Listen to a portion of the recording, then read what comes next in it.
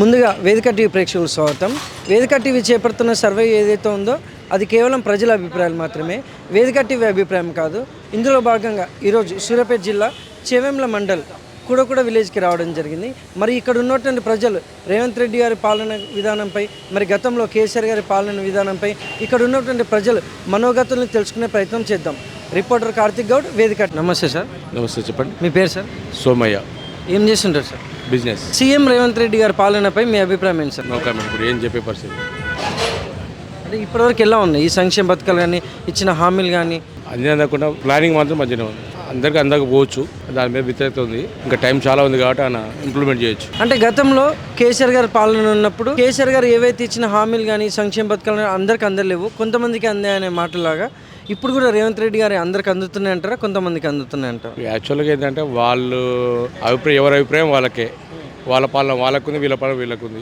కాకపోతే అందరూ కొంచెం లేట్ జరిగినా కూడా ప్రాసెస్ అవుతుంది. ఇంకా టైం ఉంది, అందరికి అందుతాయి అంటారు. ఎక్స్పెక్ట్ చేయొచ్చు. మరి గతంలో కేసీఆర్ గారి పాలనపై మీ అభిప్రాయం ఏంటి? మంచిగా చేసాడు, పోతే వ్యతిరేకత వచ్చింది పోయిందండి. నమస్తే సార్. చెప్పండి. మీ పేరు సార్? నా పేరు నాగరాజు. ఏం చేస్తుంటారు సార్? కిరాణా షాప్. సీఎం రేవంత్ రెడ్డి గారి పాలనపై మీ అభిప్రాయం ఏంటి సార్? బ్రహ్మాండంగా ఉంది. సామాన్యుని అయితే లోపలికి దొక్కిండు, అంతే. ఇంకేముంది, ఆయన చేసింది ఏముంది? మామూలు బతికే పరిస్థితి అయితే లేదు ఇవాళ మార్కెట్లో. ఈ 6 గ్యారెంటీలు కానీ, ఈ సంక్షేమ పథకాలు కానీ ఎలా అందుతున్నాయి అంటారు ప్రజలకి? ఏమీ లేదు. మాకు గ్యాస్ పైసలు పడతాయని కూడా ఇచ్చిండు, ఆ గ్యాస్ పైసలు కూడా పడతాయి మాకు. ఒక కరెంట్ బిల్ మాత్రమే, ఫ్రీ కరెంట్ బిల్ అది ఒక్కటి నడుతుంది, ఏం లేదు. ఇక గ్యాస్ చుట్టూ 4-5 సార్లు తిరిగినాం. ఆ నుంచి మళ్ళీ ఎంఆర్ఓ ఆఫీస్, ఎండి ఆఫీస్కు 4-5 సార్లు తిరిగినాం. పడతాయి పోయినా కానీ వాళ్ళే ఏం లేదు. ఇక మరి గతంలో కేసీఆర్ గారి పాలనపై మీ అభిప్రాయం ఏంటి సార్? కేసీఆర్ గారు మంచిగా ఉంది పాలన, పర్వాలేదు, మంచిగానే ఉంది ఆయన పాలన. అన్నీ ఆయన, కాకపోతే వాటర్ అందినాయి, అన్నీ అందినాయి. సెకండ్ క్రాప్ ధాన్యానికి కూడా నీళ్ళు ఇచ్చిండు, ఇప్పుడు నీళ్ళు కూడా చక్కగా ఎత్తలేడు. నమస్తే సార్. నమస్తే అండి. మీ పేరు సార్? గజవేలి ఉప్పాలాచారి అండి.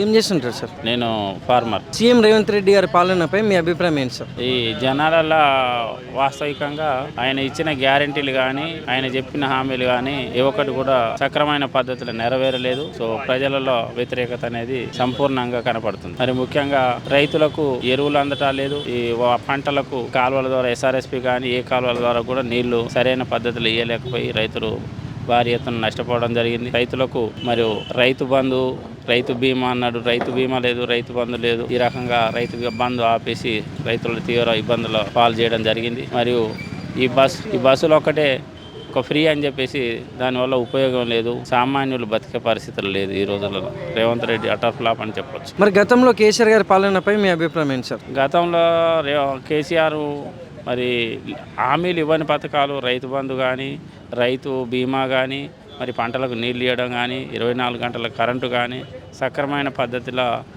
సామాన్యుడిని ఆదుకోవడం జరిగింది.